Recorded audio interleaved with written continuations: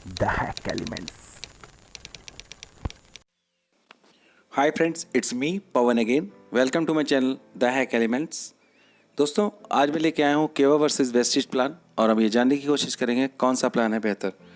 उससे पहले मैं चाहूँगा जो भी इस वीडियो को पहली बार देख रहे हैं वो इस चैनल को सब्सक्राइब करें, जिससे आने वाले वीडियोज़ और इन्फॉर्मेशन की जानकारी उनको सबसे पहले मिल सके। तो आइए जानने की कोशिश करते हैं क्या है कंपेरिजन।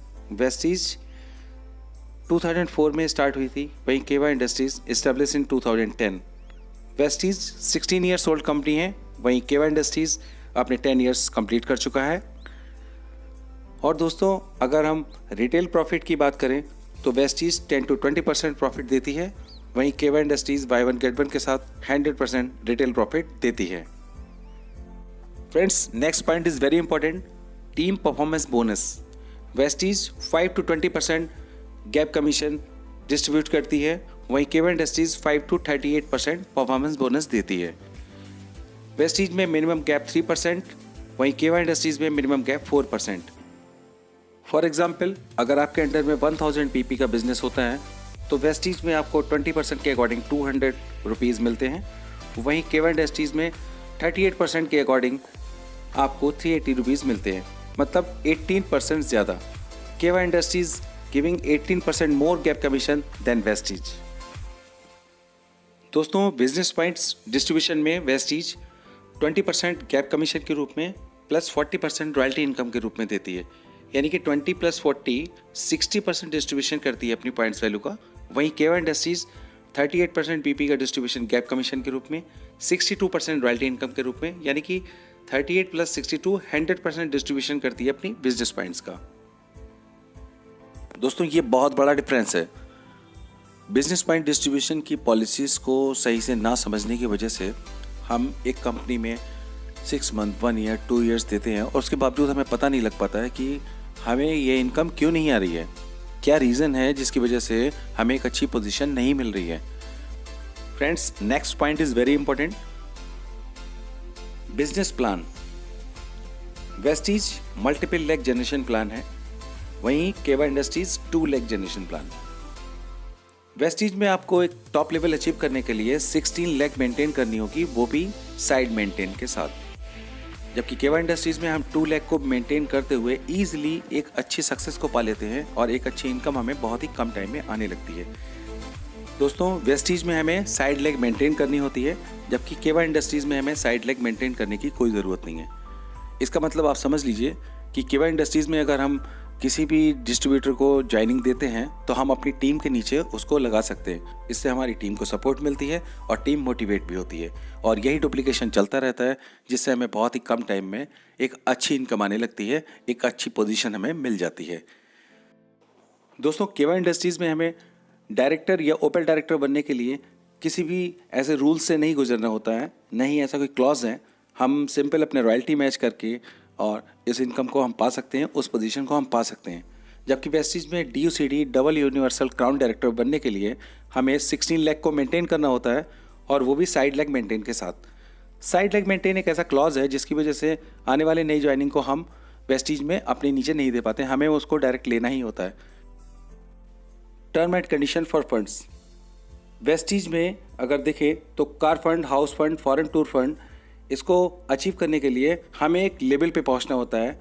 मतलब कार फंड के लिए अलग लेवल, हाउस फंड के लिए अलग लेवल और फॉरेन टूर के लिए अलग लेवल हमें अचीव करना होगा, और उसके बाद ही हम वो फंड हासिल कर सकते हैं। जबकि केवा इंडस्ट्रीज़ में car fund, house fund, foreign tour fund, किसी भी तरह के कोई फंड पाने के लिए सिंपल हमें रॉयल्टी मैच करनी होती है और उसमें कोई भी कंडीशन नहीं है।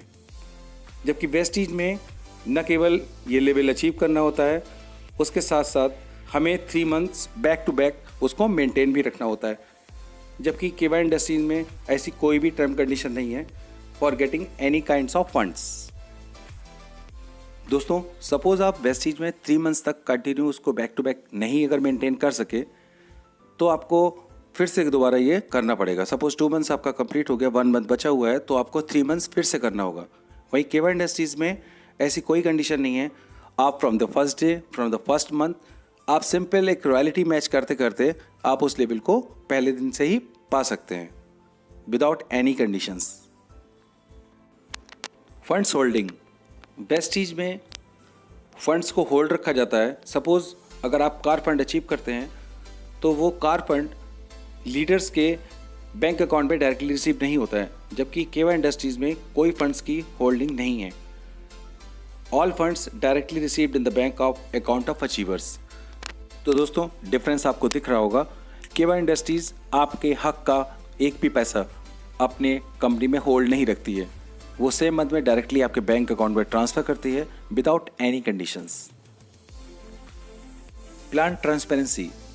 दोस्तों वेस्टीज में जब कोई ज्वाइन करता है तो उसको बोला जाता है कि आपको सिर्फ 6 लाख ही मेंटेन करना है, जिससे आपको कुछ मंथ्स में 1 लाख रुपए का इनकम आने लग जाएगा। स्टार्ट में उसको नहीं बताया जाता है कि आपको 16 लाख को मेंटेन करना होगा साइड लेग मेंटेन के साथ। जबकि केवा इंडस्ट्रीज़ में आप सिंपल प्लान को फॉलो करते हुए कुछ ही मंथ्स में 1 लाख रुपए के ऊपर का इनकम पा सकते हैं और अपनी टीम को सपोर्ट करते हुए आप एक अच्छी सक्सेस को हासिल कर पाएंगे।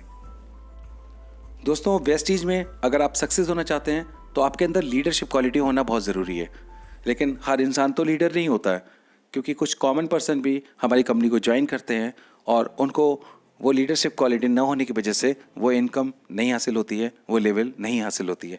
जबकि केवा इंडस्ट्री में ऐसे बहुत सारे कॉमन पर्सन हैं जो 1 लाख रुपए के ऊपर का इनकम उठा रहे हैं, और वो भी कुछ खास लीडरशिप क्वालिटी नहीं होने के बावजूद भी, क्योंकि प्लान इतना इजी है जिसको समझना आसान है, समझाना आसान है और साथ ही साथ अपनी टीम को साथ लेके सक्सेस पाना भी बहुत आसान है।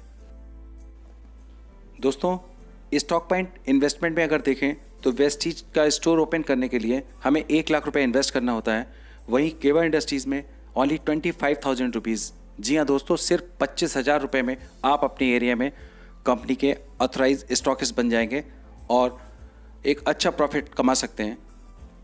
दोस्तों केवा इंडस्ट्रीज़ में बहुत बड़ी प्रोडक्ट रेंज है, अप्रॉक्स 500 प्रोडक्ट्स हैं कंपनी में, और उनकी क्वालिटी और प्राइस अगर देखें तो कंपैरिजन में बहुत ही अच्छे प्राइस में बहुत अच्छी क्वालिटी के साथ में सारे प्रोडक्ट्स अवेलेबल हैं।